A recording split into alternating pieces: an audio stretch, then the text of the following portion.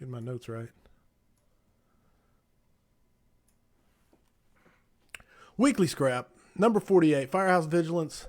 Today it is my pleasure to have Jonathan Brumley on. He has presented at Firehouse World, slated to present his case for the 2.5 at FDIC this year, but of course, COVID, everybody knows how that feels. Published articles with fire engineering. He authors the Firefight blog, is an fire instructor with Fire by Trade. So we will be discussing handlines, both big and small, how to go about implementing or at least impacting change in your department, techniques and how to master them, and whatever else pops up for us to discuss. So with all that being said, it's my pleasure to have you on Weekly Scrap number 48. Welcome, Jonathan Brumley. Hey, man, thank you so much. I'm looking forward to this. Awesome, man. So everyone watching live, if you have questions for Jonathan or myself, just type them. We will get to them. We will answer them and have a lot of fun tonight. So please don't hesitate to send them in the comments. Did I miss anything on the intro? Anything you want to add? No, that about covers it. Yeah, I've kind of been around recently. I am on my 6th fire department. It's not a career path that I'd necessarily suggest to everybody, but that's what worked for me. That put me in the place that I am today, and I'm very grateful for it. So, awesome. Yeah. So for those who don't know, go ahead and give a quick, brief history of you and how you've arrived at where you're at. Okay. So I started as a volunteer here in Colorado, where I'm back to now. Small rural community, only about 15,000, but a very strong combination fire department there in Eaton, Colorado. And honestly, that's what laid the foundation for everything that I've done ever since. I had some incredible mentors who I still keep in touch with till today, who really had an impact on who I am as an individual. I knew from pretty much day one as a volunteer that I wanted to be a career firefighter. So I started testing anywhere and everywhere about a year into the volunteer process, and finally got hired at about year 2 in Scottsbluff, Nebraska, and moved about 2.5 hours away from where I was living at the time. They were the first people that hired me, and I was just excited to get that career gig. And that was a bit of a change as well. Again, another smaller community, very suburban. During the day, 15,000 people that lived in Scottsbluff, Nebraska, but they had 50,000 that worked in the area. So oh, wow. Okay. your day and night populations were very different, and 15 people total in the fire department. We were the only paid fire department in about an hour radius, which was pretty cool in the sense that we were relied upon heavily for all of Western Nebraska. So in a very short period of time, I got wildland certifications, dive certifications, hazmat tech. They were sending me to bomb courses in New Mexico. So it was kind of that jack of all trades, master of none type thing. And it was a really cool atmosphere to learn on. And at any particular structure fire, you're probably looking at anywhere from 10 to 15 people total showing up, both between the career guys and the surrounding volunteer communities to come in and help out. So that was an atmosphere where I got to do pretty much anything and everything on the fire ground. You were the engine, you were the truck, you were the safety, you were the rescue, which was a very cool atmosphere to have my introduction to the fire service. I knew pretty early on that I wanted to work for a big city, though. That bug bit me really early. And about 2 years into working in Nebraska, I started looking into some of the bigger departments in the country. Got hired in Houston, Texas on my first go. Nice. So I moved down to Houston, and I worked there for a while, complete polar opposite, 3rd largest fire department in the country. And, you know, when you're working with 4,200 other guys, it's a pretty cool atmosphere. It's a pretty cool atmosphere. You only meet, you know, a very minimal amount of them. You don't even get to meet the people that work in your quadrant over the course of your career. Right. But yeah, complete polar opposite from where I went in Scottsbluff, Nebraska. I loved that fire department. It gave me all the experience that anybody could want. Unfortunately, there was a lot of political stuff outside of the fire department that really changed the atmosphere there over the 6 years that I was there. Not necessarily the reason that I moved, because when I went there, you know, I fully thought that I was going to stay in Houston the rest of my career. Sure. But the more that I saw that, you know, that the city seemed to treat the fire department as second-class citizens, and what really solidified it for me was the line of duty death of an officer that I worked with fairly often due to cancer, and all of the battles that he fought and just trying to get, you know, workman's comp to cover his issues. It really enlightened me to what would happen if something were to go down with me, and that's just not the road I wanted my family to have to go down. And Right. I really started to explore. Uh, when I was a volunteer here in Colorado, I said that Denver was my dream fire department that I wanted to work for, but I had never actually tested for them. And so when things started changing in Houston, I really started to think, you know what, if Denver is my dream department, why don't I pursue this? And came to the conclusion that I'd only ever worked for Denver or Houston. And I made the decision to come up here and test, got hired here in Denver, and made the move about a year and a half ago. So that's the journey that So I the took. complete circle back home. Yeah, little circle back home, and proud to be back here in Colorado for Awesome, sure. loving it. So you're done with your probationary year at Denver? Yeah, done with my probationary year. I've got my permanent assignment. I work at Engine 3 in downtown. Nice. It is a single engine company. We work out of the oldest operating firehouse in the city. You walk into it, I mean, everybody's in the exact same space. We're just on top of each other because the Right. place is so small. Right. Even the officers are sleeping in the same bunk room with the firefighters. You can't get away from each other, and I love it. So you got that old school feel, man. That It old school is so old firehouse. school, and I love it. The station was built in 1932, and it still looks like it was from 1932. And get the big wooden bifold doors, run 5,300 calls a year in the downtown. Great territory, very diverse. You go to the north, you have warehouses. You go to the east, you have you have single family. You go to the west, you have all of your kind of downtown, including some sports stadiums, and then you head south and you're right into the high rises. So it's a really cool mix. Awesome. Sean Yeah. Coffey came in and asked, was it weird being a rookie all over again? I wouldn't say that it was weird. I would say that it was what I expected. It was a decision that I definitely had to make ahead of time, knowing that, you know what, I'm going to be putting myself back into this whole realm of being the probationary. I was cool with that. I train anyways. I love that aspect of the job, and what probation really forces both you and the guys at your station to do is get out and learn the job. Right. And I'm totally okay with that. Obviously, it takes a little bit of humility to step back into that role and, not get too caught up in the tasks of having to wash dishes and scrub toilets and all that. That's stuff that I do anyway. But when it's solely your responsibility and everybody looks at you funny when it's not done immediately, then yeah, it takes a little bit of humble pie, but that's all a part of it. And I'm totally okay with it. Like I said, I've changed fire departments now, and I've worked for 6 different ones. So I've been it seems like annually I'm back to being on probation. So you're happy to be settled in and never do it again? I pray that I don't have to do it again. Yeah. Awesome. Yeah. All right, I want to jump right in your wheelhouse, which is let's discuss hand lines, mastering their use. I want to specifically talk to you about flowing and moving when doing interior attacks. So just run with it and talk about it a little bit. And Yeah. So I'll start off by saying by no means am I the master of flowing and moving. There are definitely guys who are much better than me in that realm, but it is something that I have taken on and for me personally, because I recognize that as a weakness pretty early on.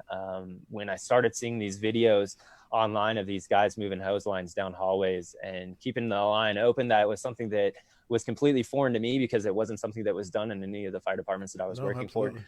And quite frankly, in the Houston Fire Department, we ran with an attack package that I didn't feel like it was really possible. And I started to explore the ins and outs of why are other guys able to do something that I feel like I'm not able to do. And so that really led me down the rabbit hole of education, both what I could find online and reading and things like that, and in getting in on hands-on classes with different instructor cadres. And that really opened my eyes to why things were so different for some people as opposed to what I was running down in Houston, but quickly found out how valuable of a technique it was and what actually makes it possible for an engine company to come together and allow that to happen. Awesome. So, let's take an attack package. Someone's running fog nozzles with 175 gallons per minute, just pressuring them high pressure and pushing the water.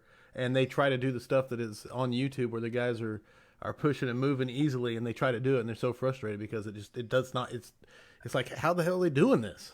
Right. So what it comes down to is there are a lot of firefighters who don't have the ability to affect their attack package. Obviously, they can continue to have conversations with officers and those people who do make those decisions, but at the end of the day, you got to be able to use what you've got. And so I would continue to, tell people that it is a valuable pursuit throughout the process, but start having the conversations as to why other fire departments are able to do what I'm not able to do. And what it comes down to in a lot of ways is kind of what you mentioned is a high pressure system. And that was something that the American Fire Service was sold for a number of decades, was operating with high PSI, whether it's 100 PSI, 75 PSI, things like that. Now we're seeing that hose lines are capable. I'll take that back. Some hose lines are capable of operating at lower pressures. And that is one of the big takeaways for me through this whole thing, is realizing that the hose that you use and the nozzle that you pair it with really matter a whole lot. And that's going to make the difference between being able to operate that on a consistent basis, or whether you have to shut down and advance forward with the line closed. So I don't argue, fog versus smoothbore very often. Sure. But what I will argue pretty heavily is high pressure versus low pressure. So I was operating in a 100 PSI world with a fog nozzle that we were trying to get 200 gallons per minute out of. And what that did is that put over 100 pounds of nozzle reaction on that firefighter. And while many guys can flow that line and do it effectively, they're really not very mobile with it. Even when, you've got this monster of an individual, he's going to be kind of the anomaly in that fire department. And the majority of guys aren't going to be able to do much other than just stand still, maybe even lean up against the wall, because they're just getting beat down because of the attack package that they've chosen. So it is incredibly valuable to explore that realm of what you've got going on. That's what's going to make or break your interior firefights, is the line and the nozzle that come off of that engine. So exploring that is very valuable, and I highly recommend that everybody learn not only what you have, but what else is on the market, and maybe you can have some successes that way as well, because there are very great packages out there operating at a 50 PSI level, putting out significant volumes of water. So we're decreasing that nozzle reaction for that firefighter, and we're able to do significantly more with it, just because we're not so physically tired in just a few seconds. 30 pounds or so off that nozzle reaction at some point. Absolutely. So what I use on the back of my engine right now is we're running a 15/16 nozzle at 50 PSI. So 185 gallons per minute. So we still have the gallons per minute, very near the 200 gallons per minute that we were trying to achieve. Well above the 150. So absolutely. Well above the 150 that NFPA is recommending for an interior firefight. And we're still getting the flow, but we're still getting 70 pounds of nozzle reaction. So for those who are familiar with what it feels like to even have just 5-10 pounds of difference in nozzle reaction, that's huge for that nozzle firefighter. And while so many guys can hold on to a line that has 100 pounds of nozzle reaction, it just keeps them in one place. You drop that down to 70, you drop it even further down for those people who are using a 7/8 tip, and you will see them be able to do so much more with that line in terms of moving it, up 90, side 90, and moving down the hallway at the same time. So it is an incredibly valuable endeavor for people to really dive into the nuts and bolts of their attack package. Let me catch you up. Howard Reinwald chimed in and said, "Absolute gentleman." I'm assuming he's talking about you. Christian we'll and go role with you, model. Corley. All right, fair enough. But no, absolute gentleman, Christian and role model. Love Howard. He's going to be on the scrap. He's had but yeah, he'll be on the scrap soon. Jeffrey Bryant Jr. chimed in and said, "What a magnificent mustache." Oh man, it's about 3 weeks in. Okay. So we're working towards something glorious. All right. We'll say that. You ramping up for No Shave November, or just getting a head start? I don't know that my wife will let me go that long. Right. We're gonna hold on as long as she'll let me. It is good looking. All I'd seen was pictures of you online. So when I saw you when you popped up on the screen, I was like, "Hey, nice stash." Well, we're working towards a good one. I wanted to ask you on the 15/16. What do you know? What hose you have it paired with that works so well for you, or? So right now we've got a couple of different manufacturers running on the back of our engine, not necessarily by choice, but just that's how it is in a lot of fire departments. So typically we're running Pond Conquest and Mercedes Kraken EXO. and we're running a combination of the two. We found that when we were just running pond, we could barely keep it inside of the space that we had fit for it. Okay. And line was always flopping out, and we had some issues with lines coming off at the back because it was a fairly slick hose line right out of the box, and the fire department moved to Kraken as well. So we typically have a mix of that, and really we're running our lead length with Kraken. Okay. So. Awesome. Okay, I'm moving on to quoting your article here. I should have cited the name of the article, but a two-part article you had talking about setting up attack packages. But one of my favorite quotes that came out of there, and you kind of already touched on it, was a balance must be found between flow rates, stream application abilities, and nozzle reaction. And so that's, I mean, you've already, like I said, you already kind of touched on it, but just keep breaking that down. And you said, the 200 gallon per minute, the 100 PSI nozzle, that's like the majority of the American fire service. And no one knows that there's I don't say no one. There's a lot of people that just think that's just the way it is. Right. And I think that was a huge eye opener for me, because going back to the early days of being a firefighter, it was good enough for me to just see that there was a fog nozzle on the end of the line, and the conversation just ended there. So I could tell you that this was a smooth bore, this was a fog nozzle, but I couldn't tell you that this was a selectable gallonage fog nozzle or a fixed gallonage. Right. So that was a huge eye opener to me, that when I first worked for the fire department in Eaton, I was good enough with knowing, okay, that's a fog nozzle, and anytime we pump it at 100 PSI. So you don't ask questions when you don't know. It's just kind of one of those ignorance is bliss type situations where you don't know what you don't know. The more you figure out that these things really have an impact on how your fire department is able to fight fire in an interior situation. So yeah, truly there has to be a balance. When I was working down in Texas, GPM was king. So everybody was just looking for max flow rates. And the conversation kind of ended at, what is the GPM coming out of the end of this line? And if it was high, that was good enough, and not realizing the repercussions of, okay, so if we're flowing a ton of water, we're really beating down our firefighters if we're not checking the PSI that we're putting at the end of that line. And that's where nozzle reaction comes into play. So the nozzle reaction is measured by gallons per minute versus PSI at the tip. And obviously there's a whole mathematical equation there that I don't have memorized right now. It's something I knew in the past, but if anybody wants to reach out who doesn't have those, there's a specific formula to plug in for both smooth bores and fog nozzles. And so we have to find the balance. Yes, we want a huge volume as much as we're capable of handling, but we don't want to do that at the sacrifice of being able to move the line around interior, slow down our fire attack, having to close down the line way more often than we would like to because of the nozzle reaction that we're putting on the end of the line. And we find that balance most often in using a low pressure attack system. So if we can lower the PSI at the tip and have a nozzle and a hose line capable of supporting that low pressure system, that's where we really start to see some winning nozzle reaction numbers. And you start putting more working minutes on your firefighter's body on the fire ground. Absolutely. Absolutely. So just one thing that I did for my own satisfaction was when I was working off of that 200 gallons per minute at 100 PSI fog nozzle, system, what I did is I just put a stopwatch on it. I said, I'm going to stand still with this line open and just see how long can I possibly keep this open until my body just completely fatigues out.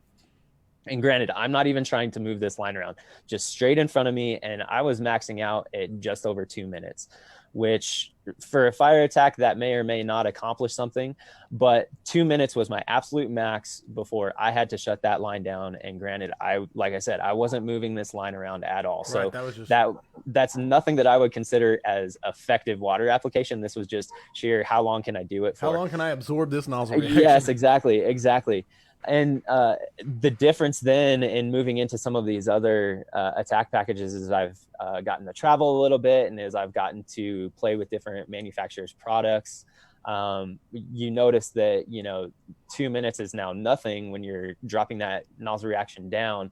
And not only can I hold it open significantly longer, I can now move through a structure interiorly and keep that line open through whatever push is needed. And just to add, I wanted to bring this up, which it's awesome. Brass Tacks Hard Facts. I'm not associated with them, but they have a great little phone app that has all the formulas on there for nozzle reactions and stuff. You can just type them in and boom, pop up there for you. Not to mention they have Absolutely. all of their Brass Tacks and Hard Facts videos are on there, which just makes you smarter. Absolutely. That was a heck of a string of videos that they put together. So I highly encourage everybody who's interested in engine operations to reach out to the YouTube page or to their Facebook. They've got all that logged. The app is great, and it's a great place to nerd out for sure. Absolutely. Moving on, biggest misconceptions or pushback you receive when advocating this stuff, or just when advocating technique in general. Yeah, so there are a lot of guys who just don't recognize the value in a flowing and moving fire attack. And I think because of the fact that so many fire departments were able to go interior with these, 100 PSI automatic fog nozzles and do damage for a number of decades, not realizing that there was an easier way to get the job done. They were still able to get the job done, which is awesome. No, we always do. Yeah. Yeah, we find a way to get the job done, which is phenomenal. And because of that, we kind of get set in our ways, recognizing that, hey, if I got the job done with this, why do I need to change away from it?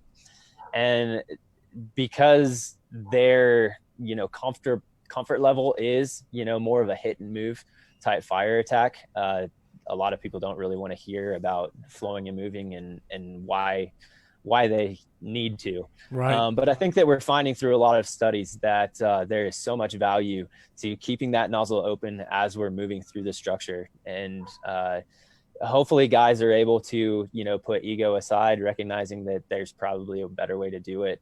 And, kind of go back to what our forefathers in the fire service were doing all along.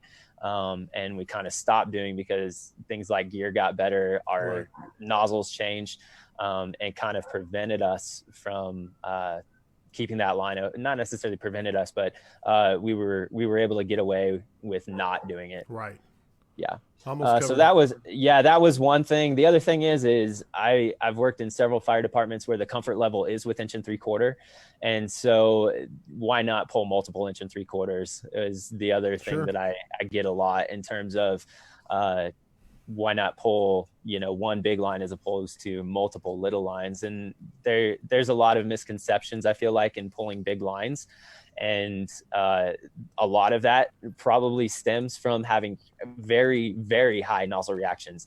If the fire department decided that they wanted to put the same fog nozzle setup on their 1 3/4 and their 2.5, they could have, upwards of 100 pounds of nozzle reaction on their 1 3/4 and somewhere like 170 pounds of nozzle reaction on their 2.5. And ain't nobody in this country wants to hold on to 170 pounds of nozzle reaction. So because of that, the line kind of became, an outcast in a lot of ways, because what was assumed to be pairing up nozzle systems was really just destroying our firefighters. And the reality is if we're putting a manageable tip on the end of that line and we're using our manpower wisely, it's a very mobile line and we're capable of putting out a huge volume of water. Absolutely. Quite a bit less effort than guys were used to in the past. Sure. Whit Dotson chimed in and said, would your GPS or GPM change if you were in an area with few hydrants? So no, I think that what you got to do then is you got to recognize that in those areas with fewer hydrants, your engine specs will probably change as well. So for me personally, I'm in a 500-gallon tank right now on my engine. In the rural setting, that's where you're seeing engines and apparatus with, 750, 1,000 gallons. And some guys are even running attack setups off of boosters or tankers, whatever you want to call them. And so you have thousands of gallons in that rural setting out of, one or two apparatus that show up on scene. And so what we got to realize is, in those situations, we're trying to hit it even harder, even faster. We don't need to be as fearful about running out of water as so many are. Yes, it's nice to have the luxury of having hydrants. I totally get that. And I work for a department that forward lays every single time. So we're hitting the hydrant right off of the bat. But in that rural setting, I want to hit it even faster so that I don't give the fire the opportunity to outgrow the gallons that I do have the ability to get on scene right away. So rather than, just spitting out 150 gallons a minute, maybe I want to jump it up and throw 180 on it immediately. That way I'm not giving the fire the opportunity to exponentially grow. Right and on.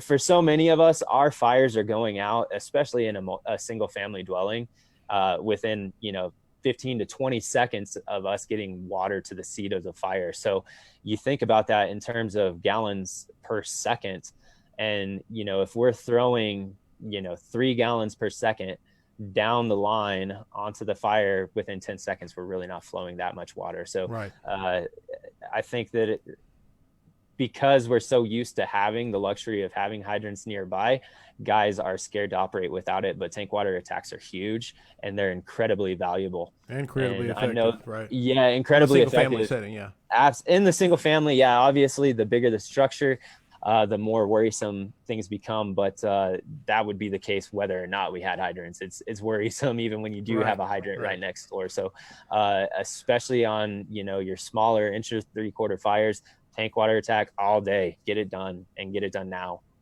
And that's where flowing and moving is incredibly effective, because we can get water downrange and keep water downrange as we're moving towards that seat. No, shrinking that thermal layer, everything. Absolutely. Fast water absolutely. wins, period. Fastest water wins. Absolutely. And I mean, it goes to significantly more than, the nozzle and the flow rate that we're deciding upon. That goes to, how quickly are we getting dressed? Yes. How quickly are we getting lines to the front door and flaked correctly? Doing all of these just like basic drills over and over and over again, so that, we're taking back those seconds. Right. Yeah. Sorry. Our time versus their time is a big part of it. Yeah. Absolutely. Everything that we can do to speed things up and speed things up correctly is a huge deal. So we're not necessarily gaining anything back if we do things fast but do it incorrectly. Nice. So there's a balance there too, of making sure that we're on point, not only in being fast but getting things done well. No, absolutely. Howard Reinwald chimed in. He said, hit it with a cannonball or a basketball. Only one will have bounce back. Exactly. And then Kevin Morgan chimed in and said, have a guy actively fighting me for keeping the 100-pound fog on the 2.5 and every other line for that matter. It's crazy how many firefighters have been indoctrinated into the high PSI nozzles. Right. We have a deputy chief down in Houston who was one of the biggest holdups in changing that attack package. And, it's funny how one individual can have, such an impact, but conversely, one individual, at a lower level who just continues to push and push with quality information and with a sense of, humility and tact. Right. Oh, that's very important. Can accomplish just as much as that person in power. And I think that the biggest thing in those fights is to get people to put their hands on the line, because everything is theoretical up to that point, and it's really easy to have a debate until the people actually have to put their hands on the line. And so in that regard, it can be difficult to get a deputy chief, a battalion chief to get involved in trainings and stuff like that. But if you can get the 10, 15 guys underneath him to continually hammer, like, hey, this is what we can do with a better attack package compared to what we have. It's hard to argue that, especially if you put a stopwatch to it, especially if you put some video to it. I found those to be incredibly valuable, because that is visual evidence that nobody can deny. So if all you're doing is just going back and forth arguing book talk, you're probably gonna struggle until you actually get people to put their hands on their line, and the evidence is clear right away. Right. When guys start putting their hands on the way more impact, the hands-on. Absolutely. In the video. Yeah, absolutely. Nice. Okay. Biggest misconceptions, got that one. Of course, UL NIST has the shortest, easiest to remember names for all of their studies, and the one I'm going to cite here is impact of fire attack utilizing interior and exterior streams on firefighter safety and occupant survival, which I know you referenced it in your articles, but I want to talk, what was your big takeaways from the UL NIST studies, especially that last one, especially. I mean, they're all kind of intertwined, but They are kind of intertwined.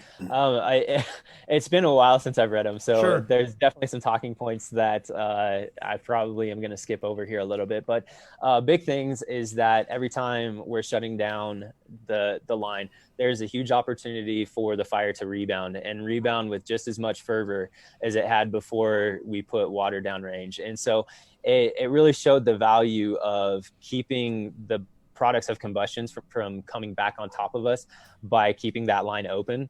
It really didn't show a difference in speed. So if we're flowing and moving at the same rate as a shutting down and moving, why not keep that product going away from us during that process? Because we're not slowing down our fire attack by keeping the line open when we're using the right attack package. The other thing that was hammered so hard, especially with the whole slicers thing and hitting it from a place where we're protected, was that I'm sorry, I'm losing my train of thought here, but was that we needed to control the flow path. And what that study really opened a lot of eyes to is that when we have a flowing hand line, we're controlling that flow path. We are pushing those products to a vent point away from where, the splicers thing told us we needed to control. So that was huge for me, recognizing that when we're keeping the line open, we are creating the CFM similar to a vent fan, and we are, essentially creating a safe space everywhere behind us. But as soon as we shut that line down, we are now allowing that fire to, take over everything that we've worked to gain. So yeah, that survivable space was huge. And everything behind the nozzle in a flowing and moving fire attack is becoming a safe and survivable space. So that was one of the biggest things for me. No, yeah, and that it was almost as if the whole door control that was preached, and nothing against door control, but when you open that nozzle and keep it open, it's almost like having a door shut behind you. Right, And right, and obviously it's a little bit better when we have a vent point opposite of our attack line, and that was one thing that I think a lot of people were scared about, is overpressurizing the space, and allowing fire to come back over the top of us. But that really wasn't the case. And we're showing that, that we're getting significant gas contraction when we are flowing into the overhead, and we're pushing all of that away from us, right, as long as we keep that nozzle open. That contraction is so big. And the big thing for me, actually, I was surprised by was the amount of CFM. I know with hydraulic ventilation, in the power cone, 30 degrees out the window, you can hydraulically ventilate and move a ton of air. So I expected it from the fog nozzle. But when the smoothbore moved so much air, I was blown away by that too. Right. And honestly, the numbers aren't huge on it. We're talking about 700 CFM whenever we're using a flowing smoothbore. And when you put a fog nozzle on a 90-degree cone, it could flow upwards of like 1,300 or 13,000 CFM, okay, excuse me, which is massive numbers. But the reality is we don't need those numbers. We're still able to affect some pretty incredible change with not that much CFM. Right. Nice. And that's where we're not overpressurizing the space that guys were worried about. Excellent. Where'd my note go? I just closed my notes. Now let's talk about technique, stature, and attack packages, because this is something that you talked about before, and I loved you talking about it. And that is your stature and attack packages, and how much. I mean, we've already basically been touching on it, but I love how you talk about technique versus stature versus the big guys and how it all matters. Go ahead.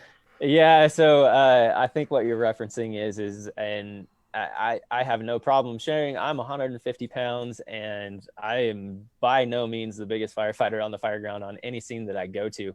And so because of that, I feel like I do take a little bit more academic approach to the to firefighting in general, whether it's flowing hand lines, forcing doors, throwing ladders. The technique is make or break for me.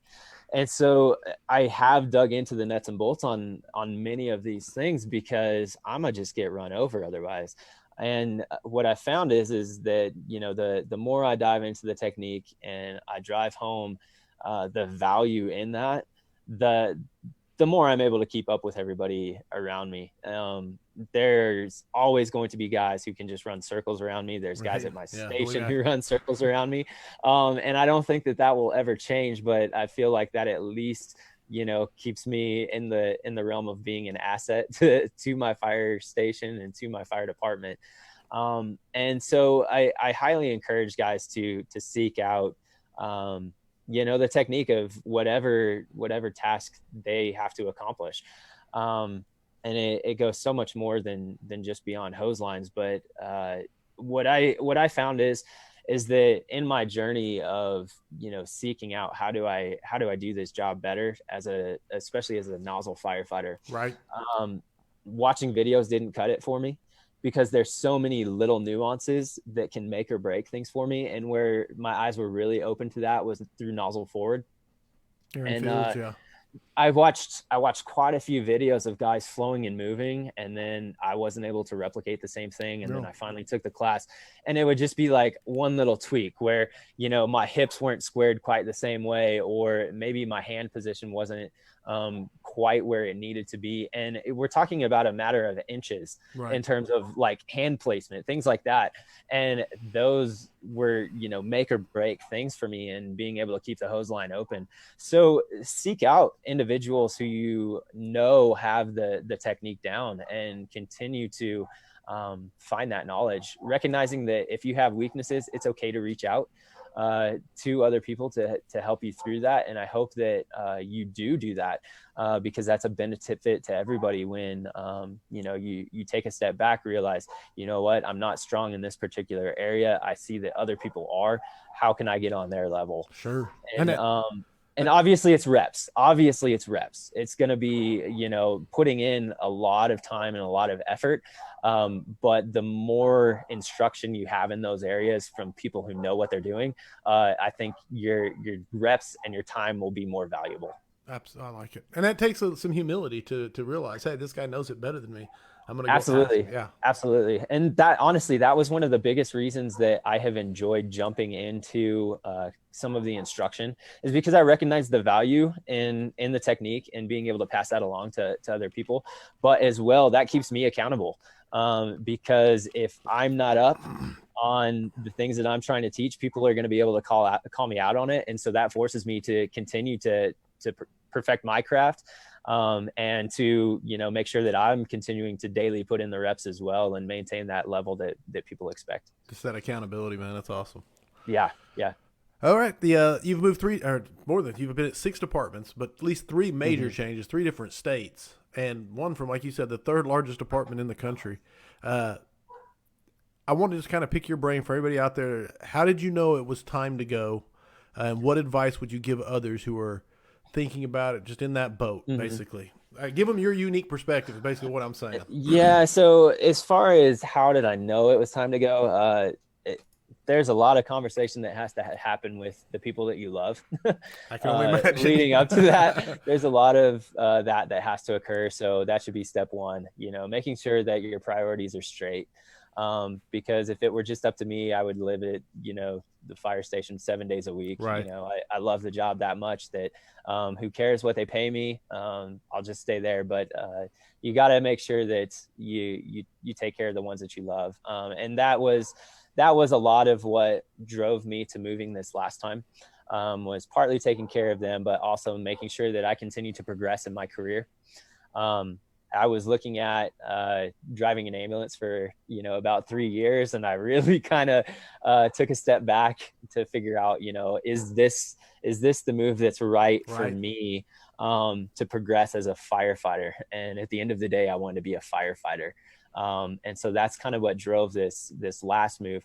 But each of the moves that I've made, it's really been to progress and not remain stagnant. I knew that, like I said, I wanted to be a big city firefighter because of the variety of calls, the opportunities to, promote, and just make sure that I was being the biggest asset that I could be for the departments that I was working for. And there's some pride that goes with that as well. Sure. Is wanting to be the best individual that you can be. And that kind of drove my move from Nebraska. Was, what, I love the guys that I worked with, and it was a fun atmosphere to be in, but I wanted to feel what it was like to run these big multiple alarm fires, run high rises, things like that, where get to do things that not many people get to experience, and be able to affect change in big ways. Sure. Is really what drove it for me. So yeah, there was a little bit of, wanting to be the best in that, taking a step to what I felt was the major leagues, Sure. So that was a lot of what has driven my career, is just wanting to be the best firefighter possible. And so as far as advice for other people is, put yourself in positions where you're not stagnant. Put yourself in positions where you're continually motivated and you're driven by people around you as well. And if you can't find that in the place that you're at, seek it from another shift, seek it from another station first before you make these huge life changes, right. Would probably be my biggest advice. But if you continue to feel this need to get more, seek it out and ask the people that are in those positions as well, and find that mentorship, because maybe they can guide you into ways of impacting your own fire department before you move and give up on the place that you're at. Sure. Because 6 times being a rookie, I wouldn't wish that on anybody. You can survive it, I promise. I'll live in proof. Taylor Bradford chimed in, and he said, Jonathan Brumley is a great mentor. Definitely has helped me starting in the fire service. Thanks, man. Yeah, so, Taylor and I just went through an academy in Denver, so okay. Pretty awesome that he's tuning in. Nice. All right. I always like to ask the guest if they have a book that they think firefighters should read. And just to interrupt Jonathan before he tells us his book, if you're looking for every book that's been suggested on the scrap, so every guest suggestion, I'm working on making it. I've got like the first 20 or so done, and I'm keeping on adding to it every day. It'll be finished probably the next couple of weeks, but you can find that on the Facebook page. There's a link to it. So I wanted to tell everybody that. You can find every book that's ever been suggested with links to them on Amazon or their website and the podcast they came from. Okay, Jonathan, back to you. All right. So I'll start with, I think that different books will impact us at different points in our career. Nice. And so we'll run into things that are formative and maybe hit us differently through the course of our career. So one book that was the very first book that I was given after starting in the fire service was Pride and Ownership by Chief Rick Lasky. That book really set me up for recognizing why the fire service had the respect of the communities that they serve, and why it's kind of put on a pedestal the way that it has. And it really shaped who I wanted to be as a firefighter, that I would honor those people who came before me, and that I would, carry forth the same pride daily that others before me have done. And so I would highly recommend that. If you're on probation, maybe you've got some other things that your department is dictating that you have to learn during that time. But that should probably be the very first book that you read off of probation, if it's not required reading during your first time in the fire service. So early in my career, that was the book. Later on, one thing that led me back to wanting to serve and lead was Step Up and Lead by Chief Frank Viscusco. So I love that book, and I've actually gone back to it probably 3 or 4 times in the last 6 years, because it's just a great reminder of why we do what we do on a daily basis. Obviously, there's so many different tactical books out there. Yes. You'll probably see them on your next promotional exam. So I don't want to go through the ones that have impacted me tactically, but obviously there's some great ones out there for that. I'm not a huge reader, I'll be honest. Sure, I would like to do better at it. But one that I just recently read, and this isn't necessarily a fire service book, but it was written by Congressman Dan Crenshaw. It's called Fortitude. And that one was pretty awesome. So I I think all of us can recognize that we've had a pretty big cultural shift to outrage, to this whole victimhood mentality. And he really pushes back against that. And I'm torn on a lot of those things. And obviously there are injustices being done in this country, but I think that we shouldn't, I don't think we need to give up our patriotism, to, make up for those injustices. And I think that Dan Crenshaw's book does a great job of helping find that balance, recognizing that maybe we shouldn't be elevating so many individuals, but more elevating the heroic attributes that those individuals have, and strive to find the correct character traits and heroic attributes, as opposed to elevating people so much, because people are flawed. Absolutely. People are going to fail us on a daily basis. There was only one man who was perfect, and so maybe we look to heroic attributes, and Crenshaw's book is awesome. Focus on the content of that character. Yep, absolutely. Okay, it's been said. I like it, man. I like it. That's very well put. The whole thing was very well put. How you kind of addressed the issues. So very nice. Justin Leanne chimed in here and said, I needed to hear this. There's a few opportunities I'd like to explore in the fire EMS career down the road, but the thought of another fire academy is daunting. I like that you said it can be found in another station too within your current department. I've got 24 more years to go till I'm 55 and retire, so lots of times to grow in different roles. Absolutely. He said, good to hear your story, and he gave you an emoji. So fantastic. And I mean, if anybody is struggling in those situations, I'm here. Reach out. We'll have a conversation, and I can pass along whatever little advice I've got in that regard. You got some experience at it. I can say that. I do have a little bit of experience. That's the book you need to write, is the how to get through your rookie year. I guess so. With flying colors. All right, we got a thing we do on the scrap. We do it every. It's been going on now for about 20 scraps. At first, it was just one question, but it's evolved into the 5 questions for firefighters. So, Jonathan Brumley, are you ready for the 5 questions for firefighters? Yeah, let's do it. All right, number 1. This is what it all started with, and it's, what is the number 1 issue facing the modern fire service, according to Jonathan Brumley? So many issues, right? So many issues. Honestly, I think from what I've noticed is we have some big experience gaps that we have to battle through.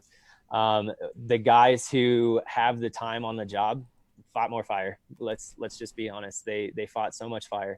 And so when you've got guys now coming on, even, with 4 or 5 years, yes, they have a little bit of time now on the job, but they're not getting the same experience. And so we have to find that experience in different ways. We got to find that through daily training at the station. We got to find that through mentors who do have the experience.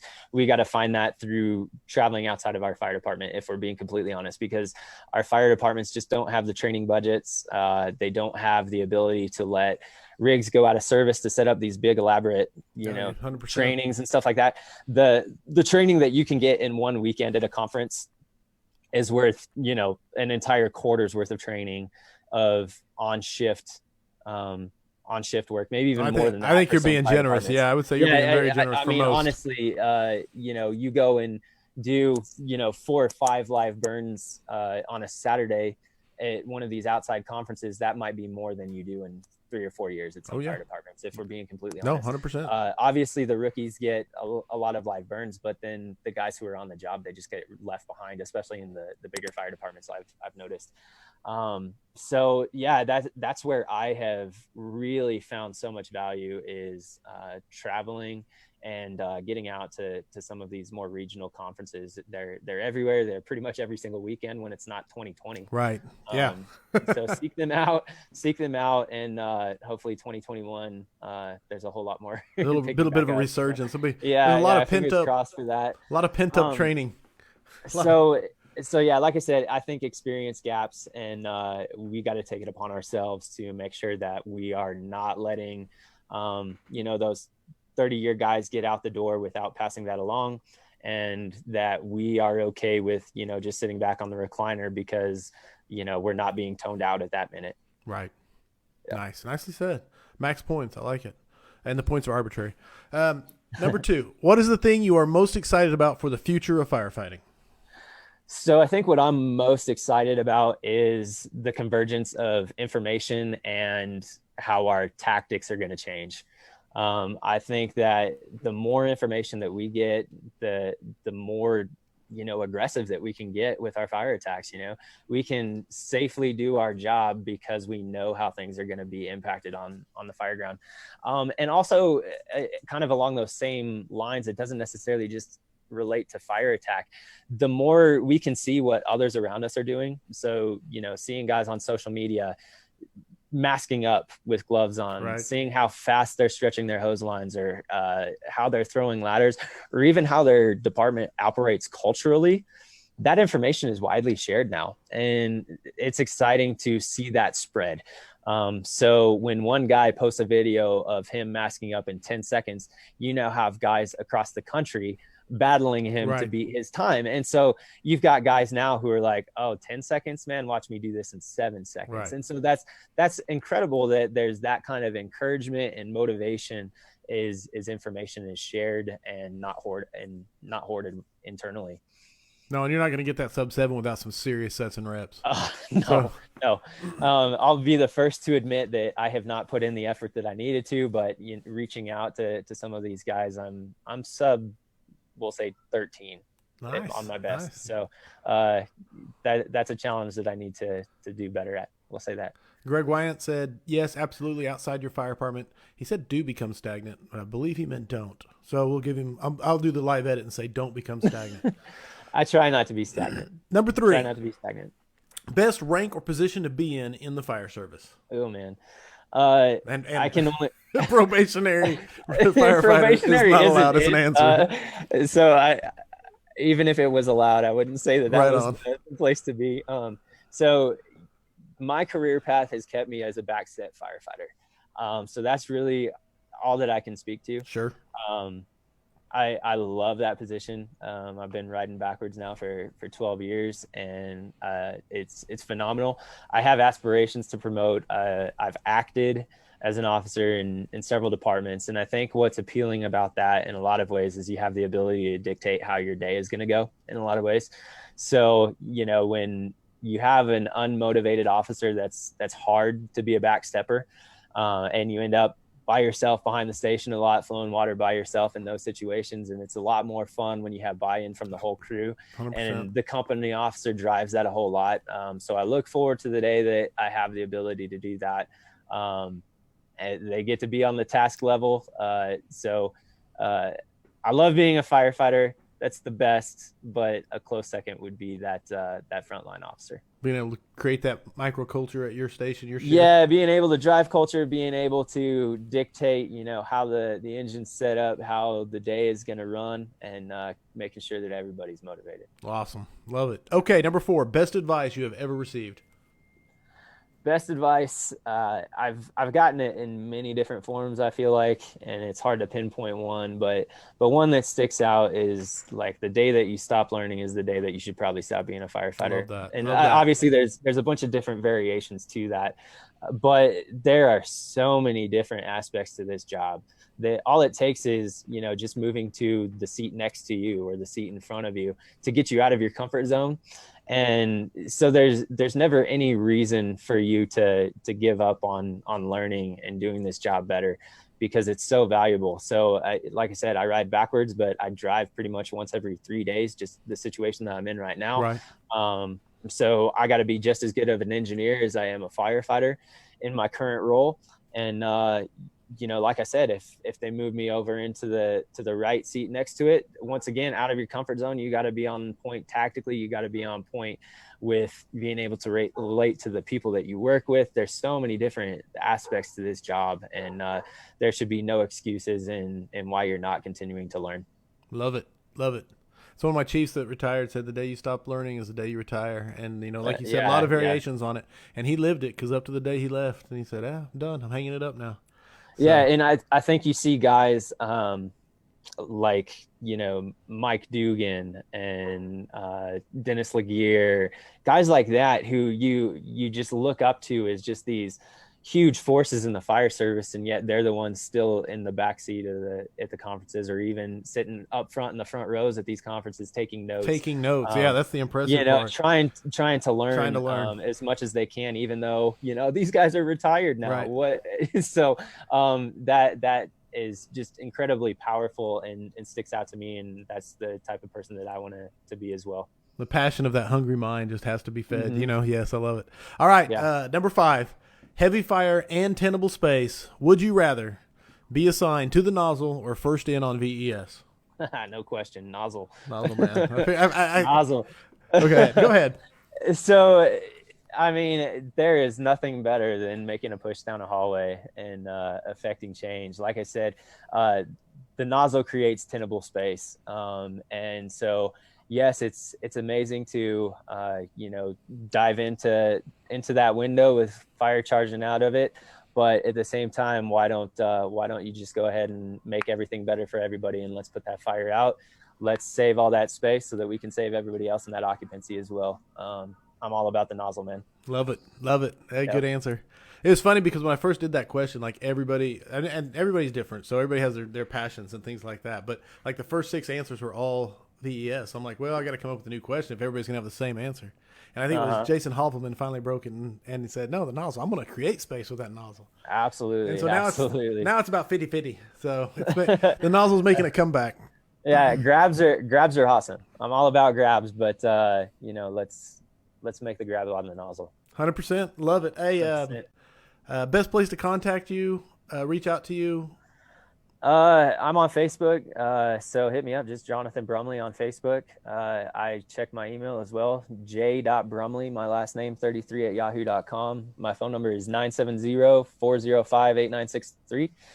So reach out any of those ways, whether you got questions about, fire attack stuff, whether you got questions about moving departments or, creating a better culture where you're at. I'd love to talk all about the fire service talk. So hit me up anytime with any questions. Awesome. Perfect, man. You got anything coming up right now? I mean, it's a strange question because like you said, it is 2020. It is. So I've gotten to do a couple of virtual classes, which has been a lot of fun. Very different from anything that I've done before. So if you're interested in holding a virtual class, feel free to contact me that way. As far as what's coming up, it's pretty much looking forward to 2021 at this point. So next thing will probably be FDIC will be my next biggest thing. I'm super stoked about that. I was supposed to teach in 2020 for my first time. Right. Obviously that got delayed, but we get to roll that on to 2021. So I've got that coming up. Another big thing that just came out was the Left Coast Engine Fest, which will be in Washington State in September of 2021. And that conference will be incredible. So 6 different engine cadres putting on 4 days worth of engine hot classes. I think they're trying to do a day of lecture as well. So that will be pretty huge as well, supporting Fire Nuggets. And then just some other random. Is that up in the Seattle area or is it? Yeah, I believe it's northeast of Seattle, in Everett, Washington is where things are planned to be. So if you are an engine nerd, I think this will be the pinnacle of engine conferences is what it's shaping up to be. So come join us for that. And hopefully get involved in a few more fire by trade things along the way, and some smaller conferences in 2021 as well. Reach out in any way if you're interested in hosting a class or just want to talk. Perfect. Yeah, we're all ready for 2021. I tell you. Oh man, I tell you what. Coming up on the scrap, we've got, of course, Jonathan Brumley was tonight. Jason Patton of Fire Department Chronicles. He's going to be on here next week and then Chief Dennis Riley also next week, and then Gary Lane, Lars Axelson, Dave LeBlanc, Mike Walker, Aaron Quinn, all coming up throughout September and October. So a very exciting time for the scrap. A lot of big guests and a lot of exciting times. Jonathan, thank you for coming on and being the guest on Weekly Scrap number 48. It was a pleasure, and I had a lot of fun.